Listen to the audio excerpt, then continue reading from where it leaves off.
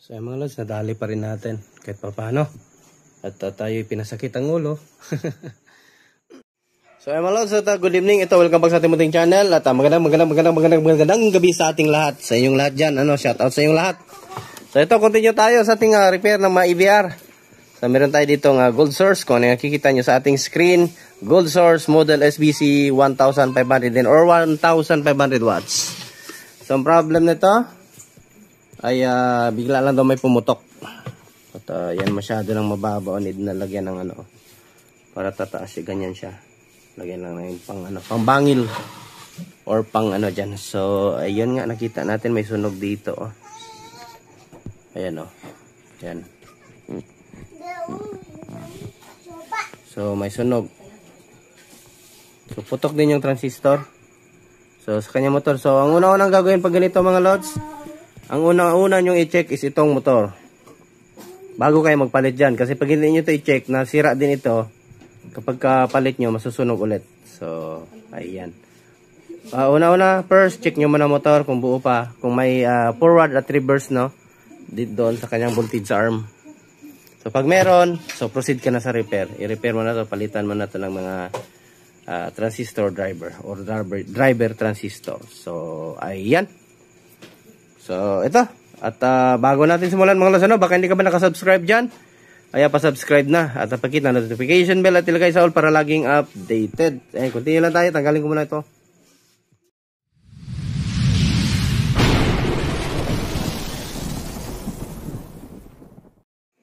So, ayun mga lods, ito. Testing muna natin yung motor. Tanggalin muna natin. So, tanggalin nyo muna kay baka masunugan kayo na madagdagan pa yung sunog. Yun. Kahit isang lang pa. So, testing natin kung iikot din siya. Sana yung pa-testing natin. Ito. 12 volts. So, testing natin. Tingnan yung voltage arm. Yan kung iikot. So, tumakbo. Reverse. Reverse tayo. Ayun, buo lang. So, it means yung transistor lang yung sunog. So, ayan, next move. Palit tayo ng mga nasunog. So, ito yung nasunog. At 300 ohms na resistor. Saan na yan? Wala na, di ko na nakita. Hulong na ata. So, 300 ohms yung nasunog 300 ohms. Ayan. Lagay natin.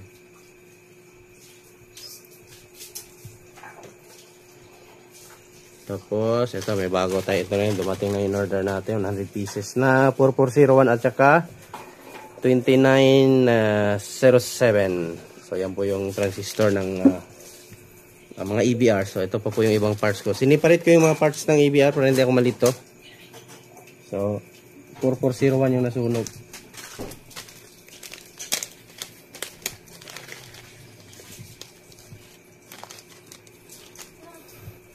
Ganyan ang paa.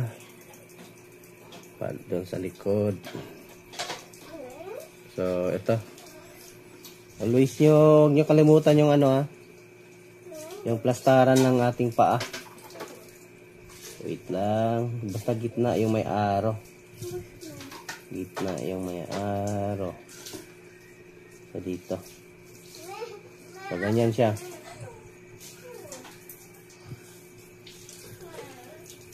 Or picturean nyo na lang. Bago nyo tanggalin, picturean nyo. Kasi magkabaliktad,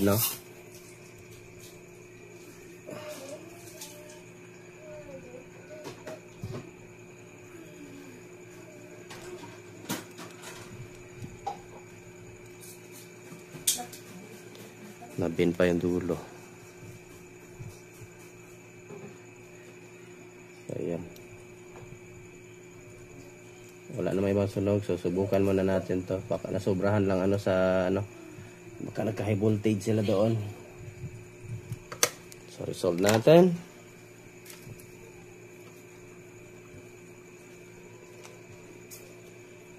Wait, ba't hindi mainit?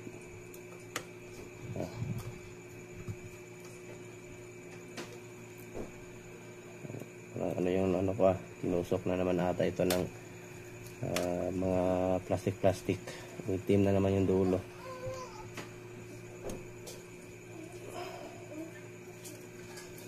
Then putulin.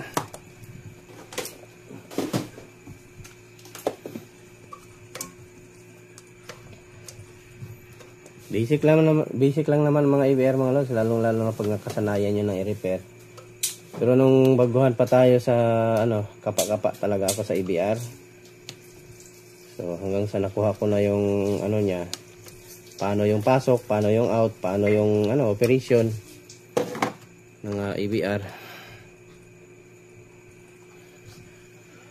So basta wag niyo lang talaga, bago nyo bunutin talaga, always remember talaga na mag-picture kung hindi pa kabisado masyado, no. So resolve natin lang. Ayan, umitim na yung ko. Nilaro na naman to. Mga anak kong lalaki.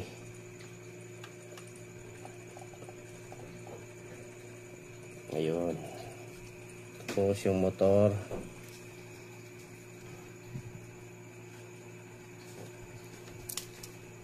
Tusok lang natin.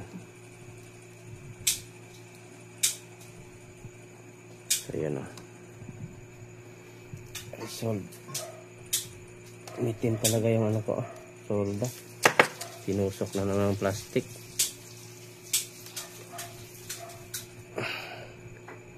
Wag na wag talaga kayo gumamit ng flux mga lods. Itusok nyo yung solda nyo. Wag na wag talaga. Bilis masira yung tip or mapudpud. Kaya ako mula nung ito matagal na to, itong ko na to, solda to, itong soldering iron ko na to, matagal na matagal ako hindi nagpalit ng niya, tip.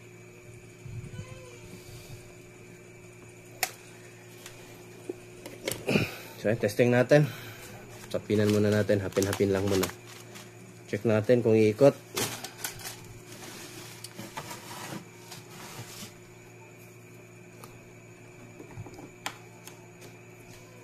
Check natin. Walang ikot na nangyari. Yun, wala. Pero may power.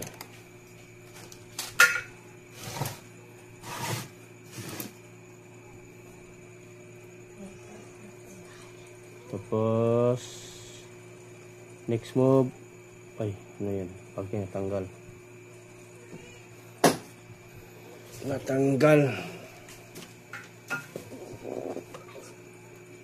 Natuklap ang bibi. So next move is marka nyo lang yung wire ng 1 at saka 2. Ito yung isa. Kabilang driver. Litan din natin to.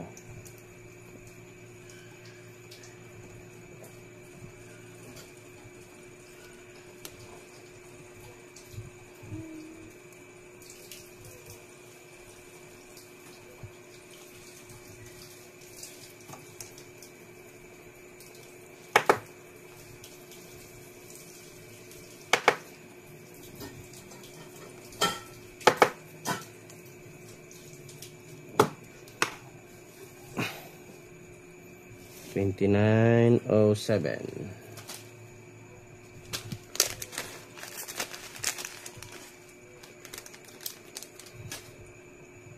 Yung bending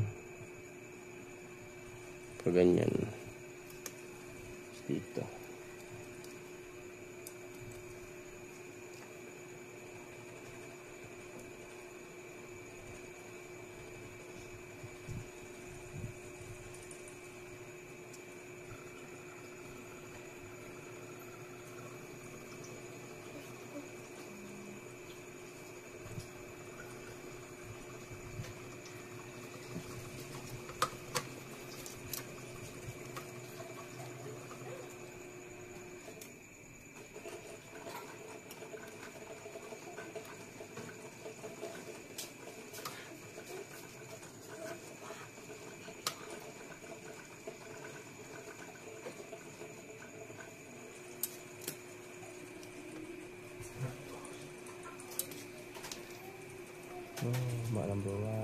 to masyadong maiksi yung wire. Walang guhit.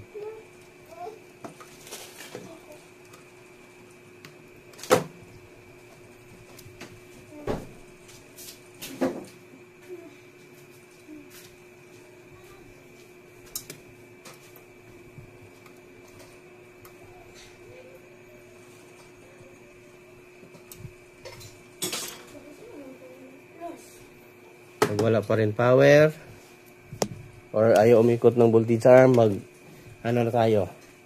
voltage check ng supply na galing dito sa transformer sa side. Ayan, tanggalin na naman yan pag wala pa rin so ayan, at least bago na yung natin, mga driver sa kanyang motor. Ayan, testing natin.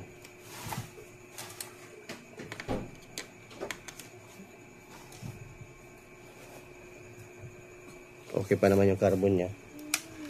Ayun. Oops. Need lang natin i-adjust. So, diba? Umikot na siya mga lods. Quick start natin. Yun lang. Hindi hindi ma-quick start.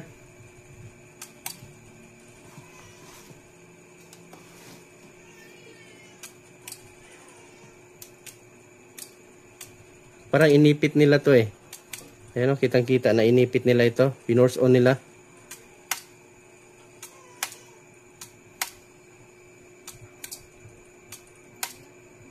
Pag ganyan, palitan natin yung IC niya.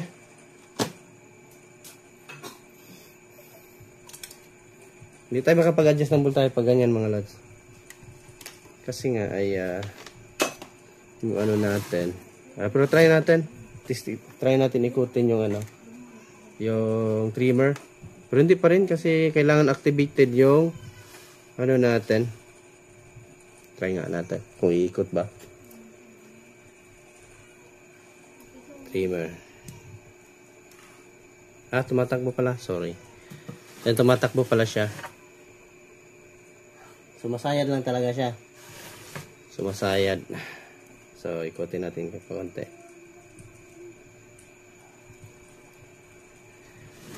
So, ayan. Umurong siya eh. Ayan Yan nga lang sumasayad siya. Ayan Yan nga lang, hindi ma-quick start. Ayan, ayaw.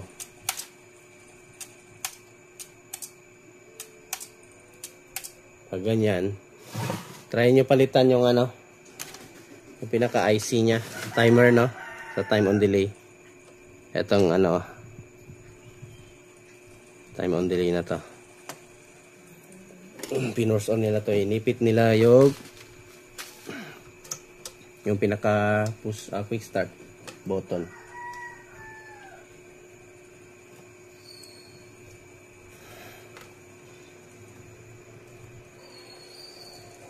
In A555 timer IC.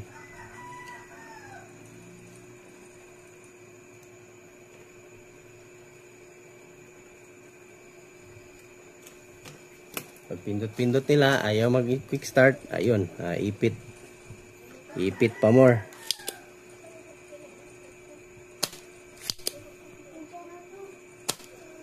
Ito natin.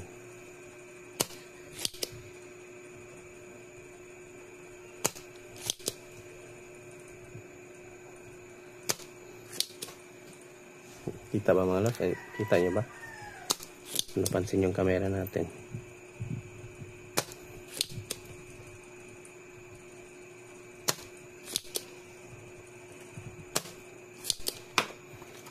Ito IC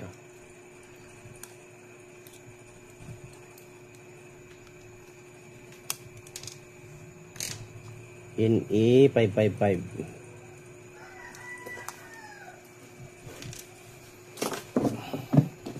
In A555.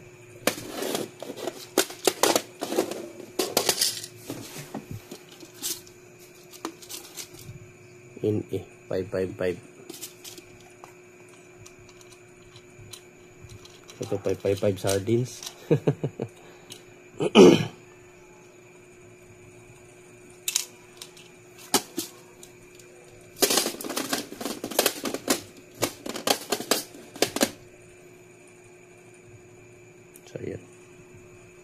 NE555. Pati time, pag wala din time on delay mga lods, ito din yung need nyo palitan. Ay, yung IC din yan. Yan yung nagdala sa ano niya. Pag ayaw pa rin, troubleshoot na naman.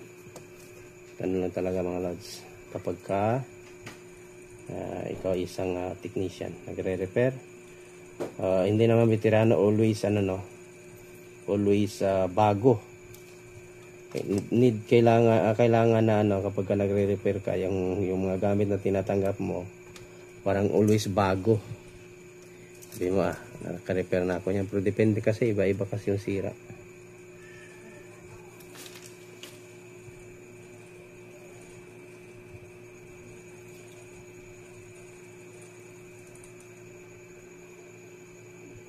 Yun. Try natin ulit. Kung maki-quick start na.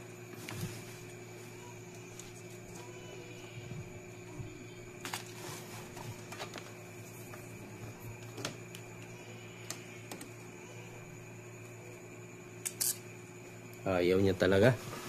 What happened?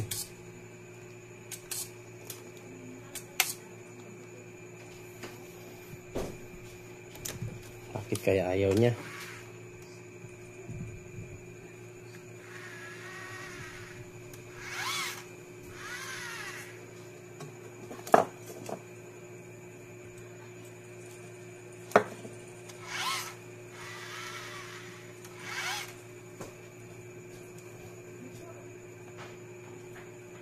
Tignan natin mga wiring nito.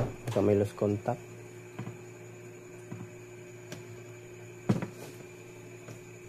So, plug natin. Pinagalaw naman yung voltage arm, pero hindi siya maki-quick start.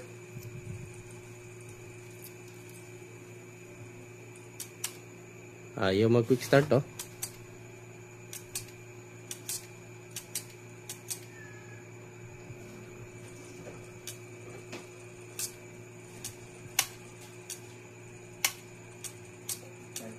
Ito sisira itong quick start.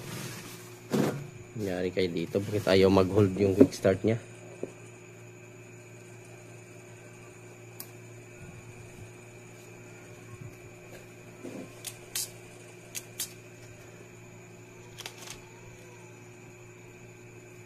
Ito 20 yan eh. Ito hinga talaga sa pagkakahawak.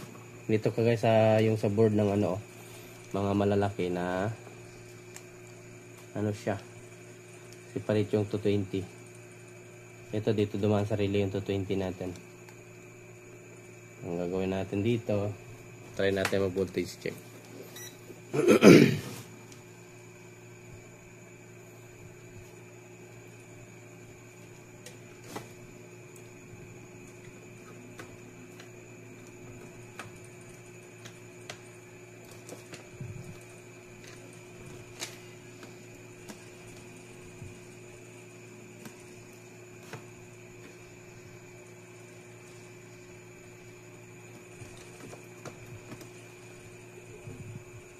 Meron tayong 215 before relay, no? So ayan yung kuryente nya, 213. Sana yun natin. Ingat lang talaga dahil kuryente, dahil kuryente ang buhay. Akyat natin ulit konti.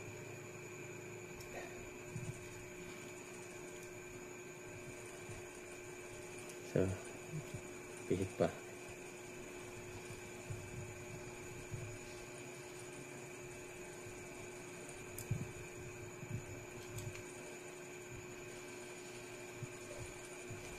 Parang bumaba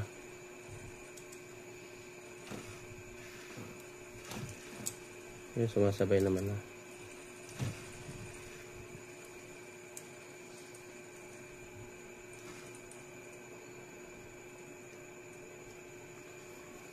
Ayan, 220.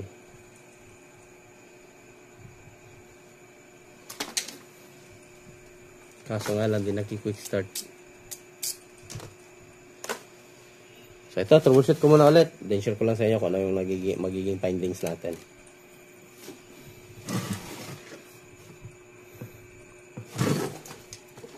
Ayusin ko muna itong transformer. Kasi sumasayad eh.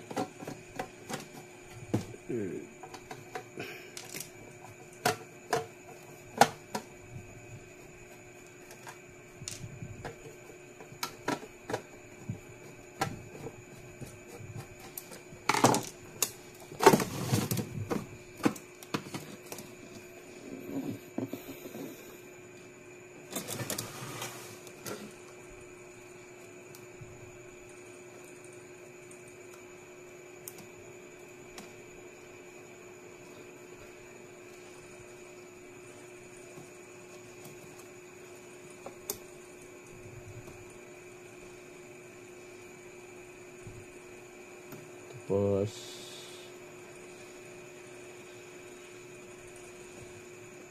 wala naman na sigurong sunog na ano.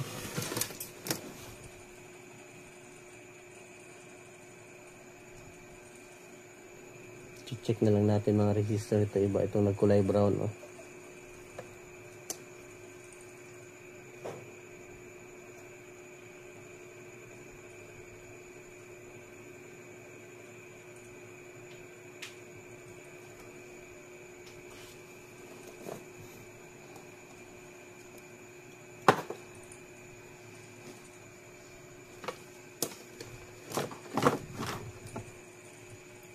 Ano yung pang-adjust natin? Hindi bang wala?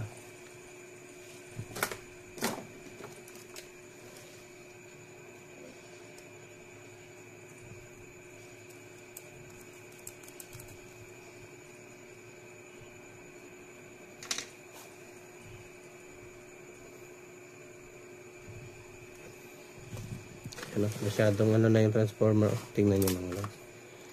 Masyadong yumuko.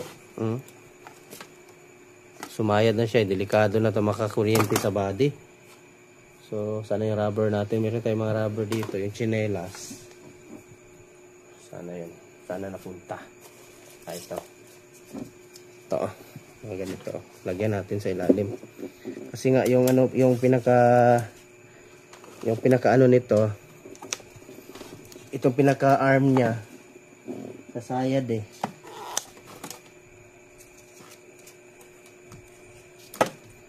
Slice natin. Masyadong malaki.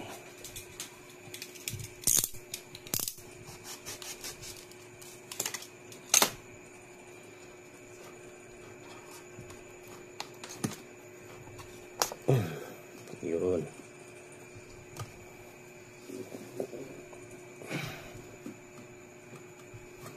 Ayan. So, mataas na. Delikado kasi pag sasayad itong copper dito sa body, kuryente ang labas mo.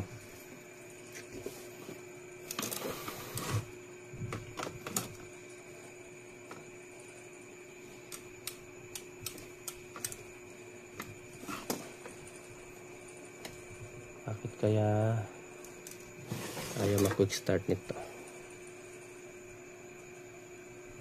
Check natin, baka may mga faulty rin na resistor.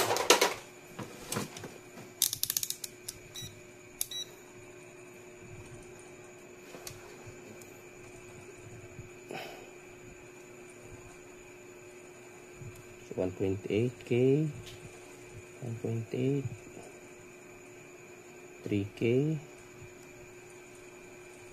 3K. Ito yung 3K na resistor, 2.6 lang yung nababasa sa tester. 4 point, ano to? Parang 5.6K. On board kasi, kaya bumabagsak yung, ano. Tapos 470.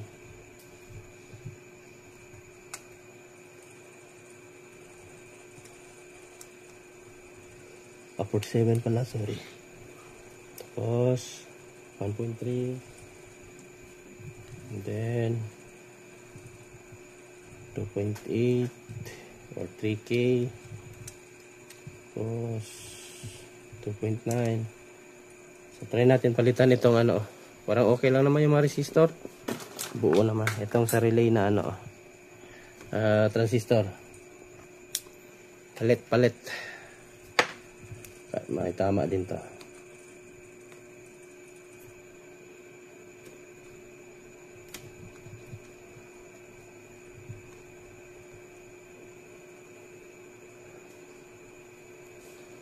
So, ang code nito ay 4401.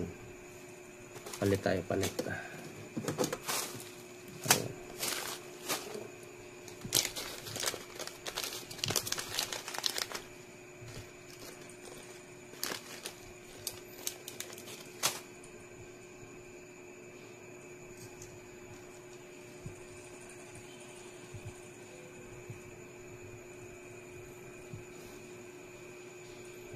Tapos pag ganyan.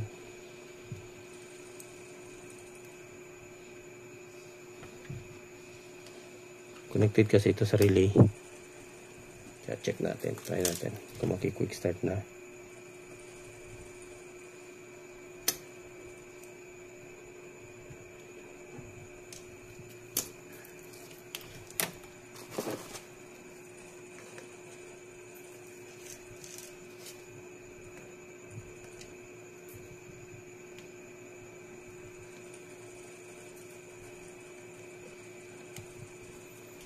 Testing tayo ulit.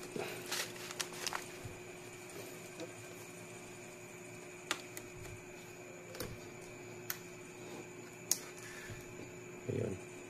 Try natin. Ayaw pa rin mag-quick start.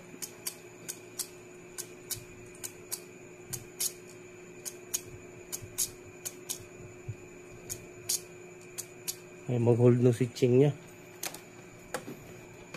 Why? Oh, why do I still cry for you? Ito yung dalawa. Ground at saka dito sa ground ng IC. Dito kaya ang quick start?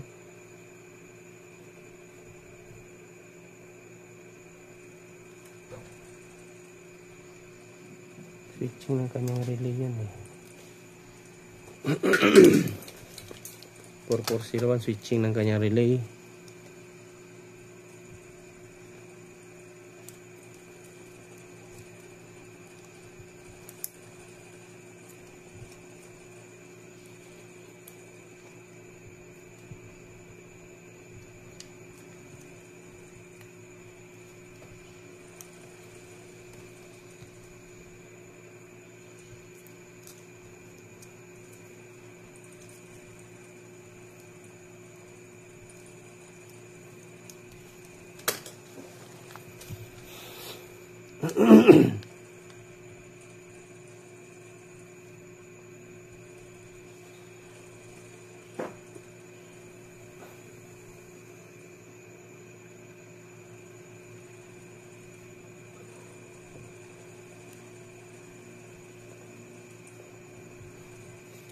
Hanap tayong ibang quick start. Try natin. Or wait lang. Try natin tanggalin dito sa kanyang casing.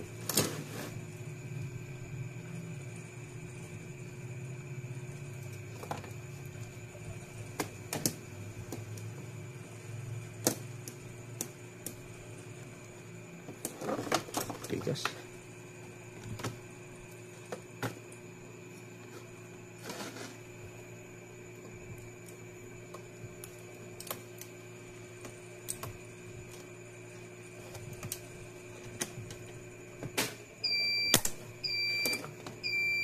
Grabe din nakahila pati. Natanggal lahat.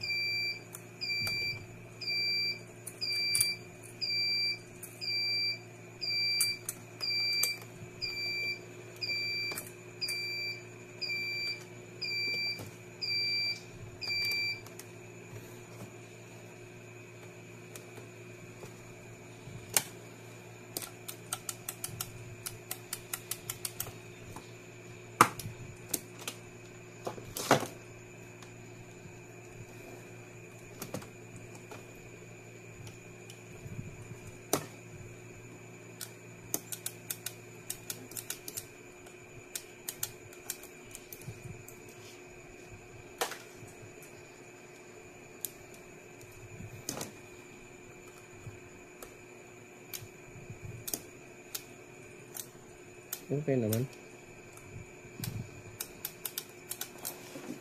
At ayaw mag-start. Double check.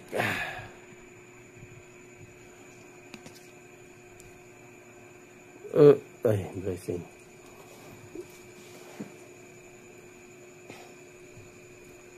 Wala namang loose contact na paa.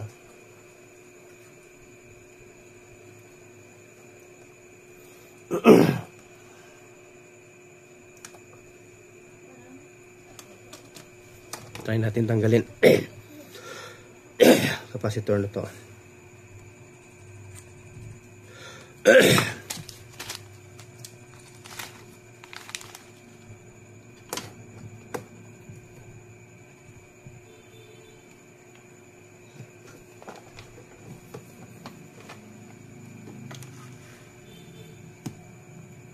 Quick start.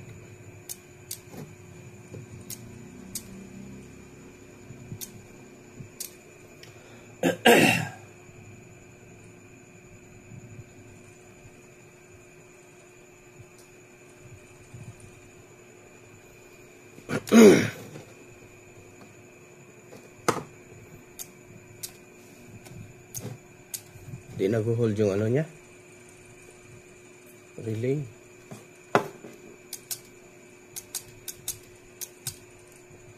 Inipit to nila. Inipit at lumala ang sakit.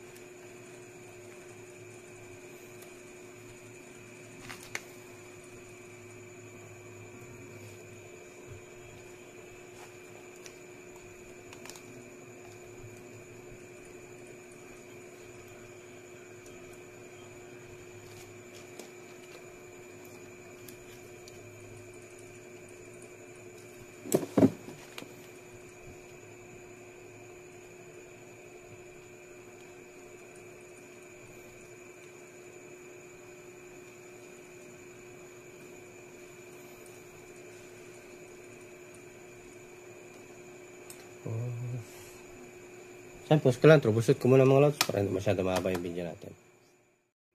So yung mga lods, pinalitan din natin tong dalawang to, yung dito. Hindi ko alam kung gagana ito. So, plug natin. Ayun lang. Ayaw na din delay. Pero nag-green na siya mga lods. Ayan, kung makikita niya dito, wait lang, nagkulay green na siya. Sumaot natin. Ay, may kuryente yan. Nagkulay green na siya. Ayan, ako pindutin ko yung para mag-red. Ayan, ayan, nagkulay green na siya. Ayan, nagkulay green na siya. Problema ko naman is wala na naman tayong delay. So try na naman natin palitan ulit yung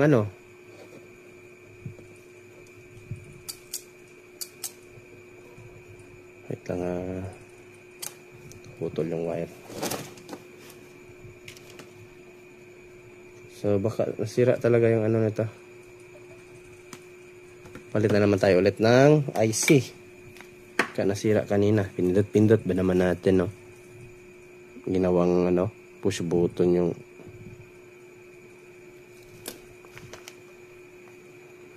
So, pag ganito, subukan na naman palitan natin yung hassle talaga mag-refill ng EBR, mga lods. Ito, try na naman natin. I-test muna natin ulit kasi, pala, naputol to. Ang wire.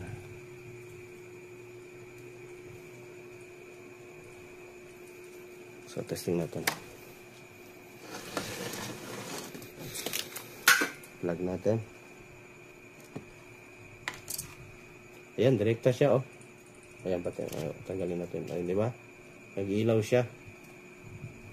Ayan o.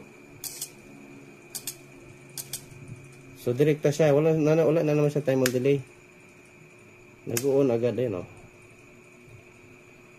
So happy talaga to, mga late lang. Unang-unang sira is yung sa motor, servo.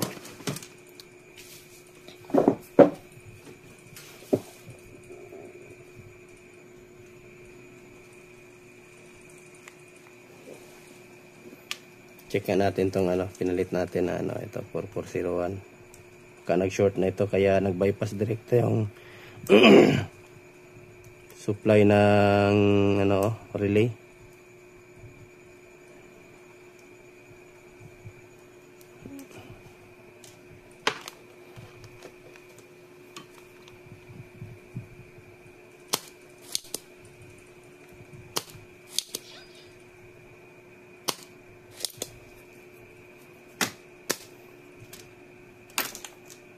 Check natin.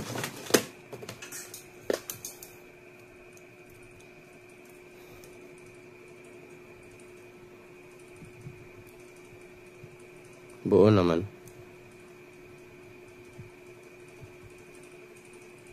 So yun, buo naman siya mga lods. Normal. Pag ito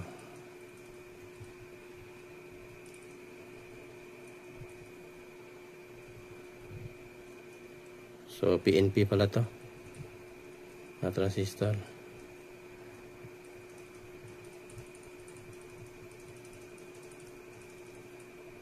So buo lang. Nawala yung naging okay siya, nawala na naman yung kanyang delay. Nagpalitan silang dalawa.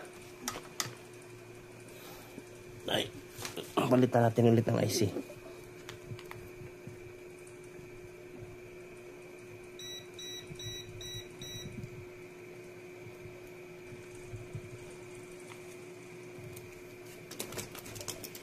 Trabaho talaga. Kaliit-liit lang ng ibian ito.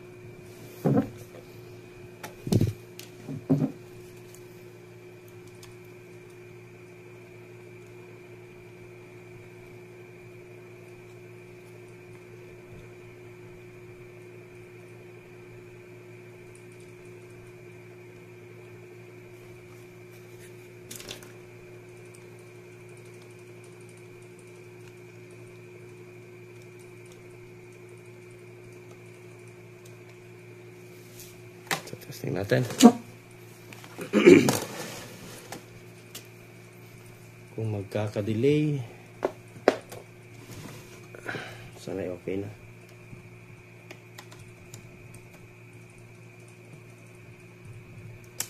Ayun. Try natin quick start.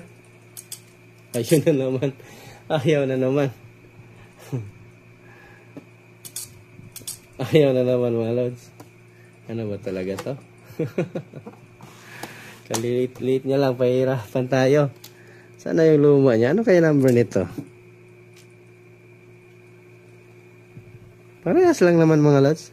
Yung IC niya. INE55N. So ito yung nasunog. Oh. Ito din yung nasira. INE55P yung sa atin. Pero same lang yan sila. Timer IC.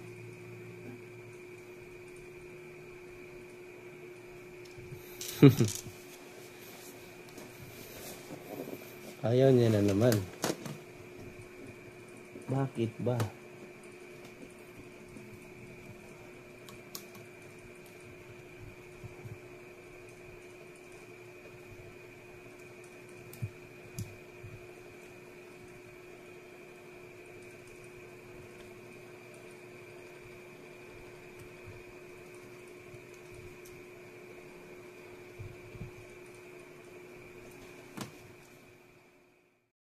So yung mga lods, nadali pa rin natin kahit pa paano. At tayo pinasakit ang ulo. Ito lang pala mga lods, ang dahilan. Capacitor. Kaya ayaw mag quick start. So ayan, pinilitan ko. Itong tatlo, pinilitan ko lahat. So, ayan. So capacitor lang. Kapag hindi nagki-quick start, pag pindutin nyo, bumabalik sa red. So ito lang, tatlong ito, palitan nyo sa supply nya. So ito ngayon, goods na to. So testing natin. So yun o. So yung mga lods. So quick start natin. Yan o. So naki-quick start na siya.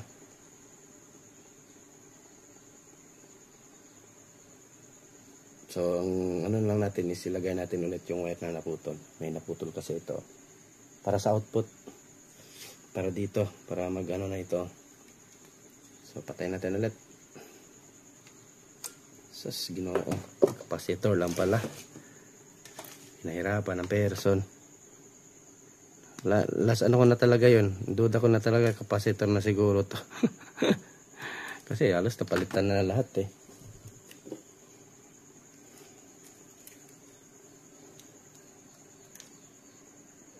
Pinalitan ko lahat kahit po yung 3 ito kahit 470 by 16 hindi ko na pinalitan ko lahat 330 by 35 tignan natin kung masunog pa ba yan.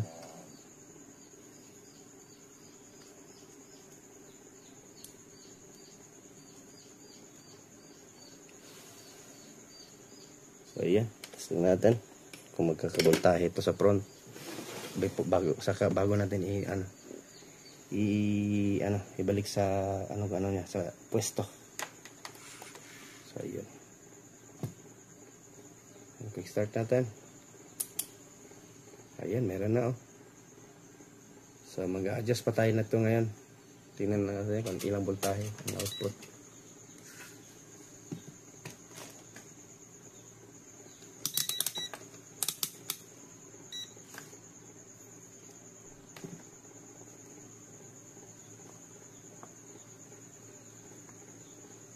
So ayan, mababa nga 210. So ano muna, okay na to. Balik na natin. So ayan lang, kapag hindi nag-quick start, palitan ng capacitor. At least I try my best. At success pa rin yung gawa natin. At chat na ng chat yung may-ari nito. Kukunin niya na daw. Hindi niya alam yung dinaanan ko sa EBR niya. Grabe yung analyze natin.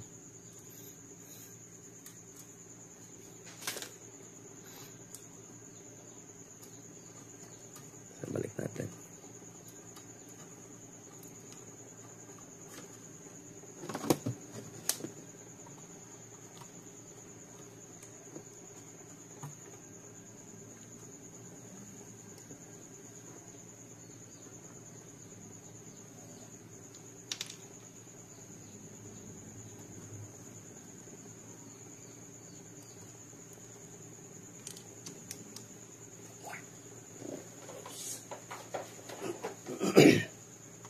Pero pag next nito, nasunog din. Yan talaga, wala tayong ano sa value ng mga resistor na nasunog. Kapakapain pa natin yun. Kasama nito, no? Isa lang may-ari. Ginalaw niya na. Bago pa man dinala sa atin.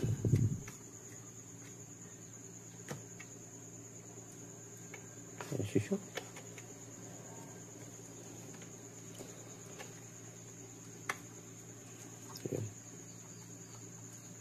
Ay, mata ma-shoot ah.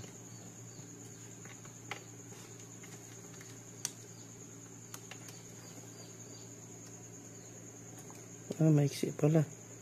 Ano pala to? Kanino i-screw pala to? Bakit maiksi?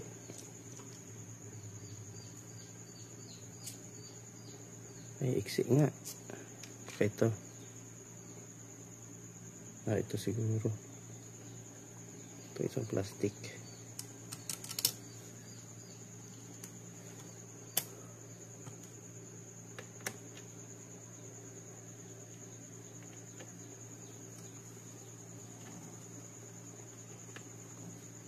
At ayaw.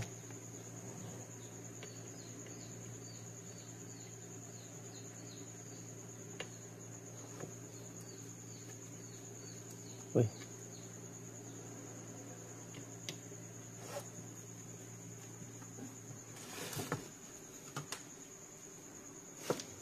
Tayo mapasok. Tayo ay pinahirapan pa. Tulang ko ito ngayon.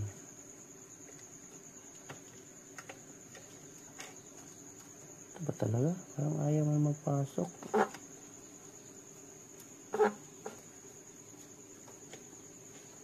Ayaw nga magpasok. Yun. Kulang lang pala ng tulak.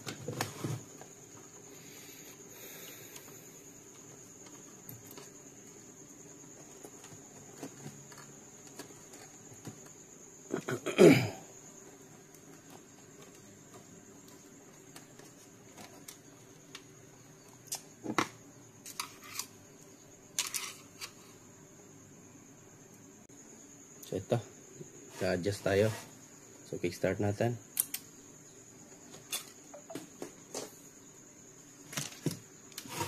Tapos ikot-ikot.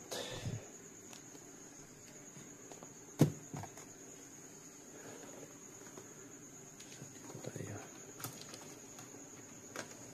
118.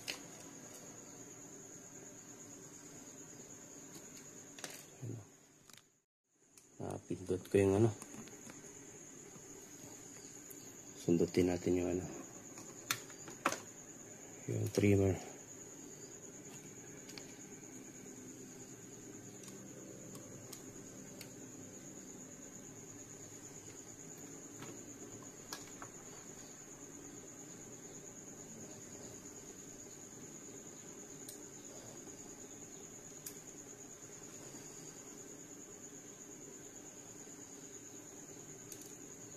Gawin natin 225.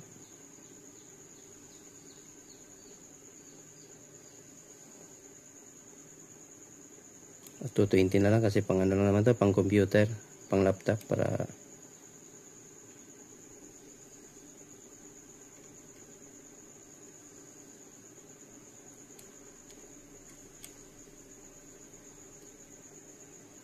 muna natin.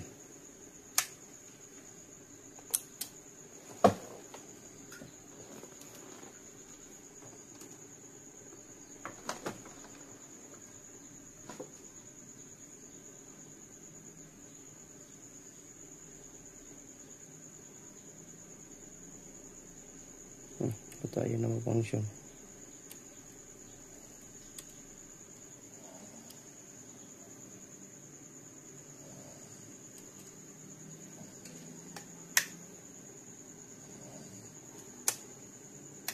Galawin ko muna yung voltage arm. Stack up siguro.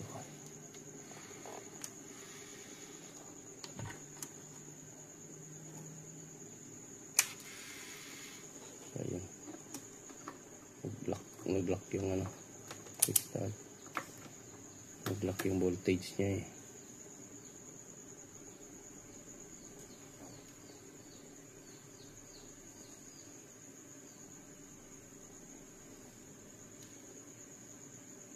So yan, 20. So laptop lang kasi daw to or PC pang gaming ata. Ayan, dapat ganyan lang para hindi mag-overheat. Hindi naman motorized yun kasi kung motorized tataas natin yan.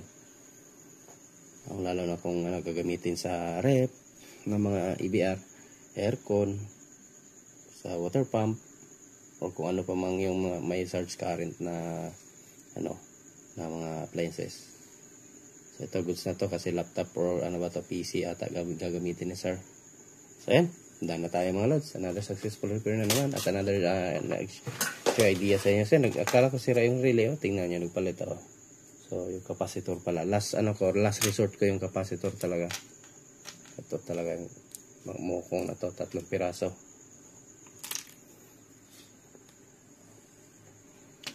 Kaya mga lods, huwag kalimutan mag-like sa ating video. At yan, done na. Yan, hindi na nagkikirit yung niya. May problema din siguro itong niya. At yan, thanks for watching mga lods. Diyos mabalaws. Bye-bye.